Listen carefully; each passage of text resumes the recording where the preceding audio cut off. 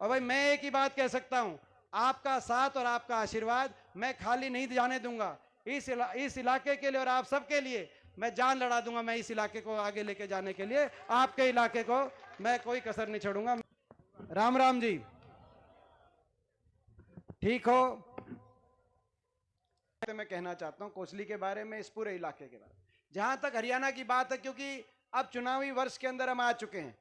राजस्थान में, छत्तीसगढ़, मध्य प्रदेश, तेलंगाना में चुनाव चल रहे हैं और इसके तुरंत बाद लोकसभा चुनाव है और लोकसभा चुनाव के बाद उपरांत विधानसभा चुनाव है। अगर आचार संहिता के हम समय निकाल दे, जो समय आचार संहिता में जाता है, तो इस सरकार, खट्टर सरकार हरियाणा में 6.5 महीने का कार्यकाल इस सरकार का बिना आचार संहिता के शेष बचा है।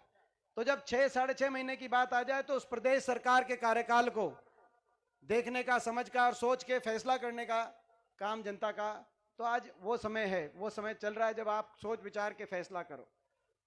इस सरकार ने हरियाणा में क्या परिस्थिति बनाई, पहले मैं उस पर आना चाहता हूं। जो प्रदेश, हरियाणा प्रदेश देश में विकास में, देश में अग्रणी राज्यों में हुआ करता था। विकास दर में हम नंबर 1 थे। प्रति व्यक्ति आय, प्रति व्यक्ति निवेश, कृषि उत्पादकता, किसान के हकों के फैसले की बात हो या गरीब आदमी के हकों की फैसले हो, कांग्रेस की 10 साल की सरकार में चाहे किसान को उचित भाव देने की बात रही हो या गरीब आदमी को उचित सम्मान देने की बात है, हरियाणा देश में अग्रणी राज्यों में आता। 10 साल तक किसी वर्ग को सरकार से विमुख होकर, किसी कर्मचारी को, व्यापारी को, किसान को, गरीब को आंदोलन नहीं करना पड़ा। 10 साल हरियाणा खुशहाली से आगे बढ़ा, विकास में आगे माना जाता था हमारा प्रदेश। आज वही हरियाणा विकास में तो 17वें पायदान पे विकास दर में, ये मोदी सरकार बता रही है, खट्टर सरकार विकास में 17वें पायदान पे देश में, और नंबर 1 पे अगर हरियाणा पहुंच गया देश में, तो बेरोजगारी में नंबर 1 पहुंच गया। कितनी दुख की बात। दिल्ली के 3 तरफ बसा हरियाणा आज बेरोजगारी दर में नंबर 1।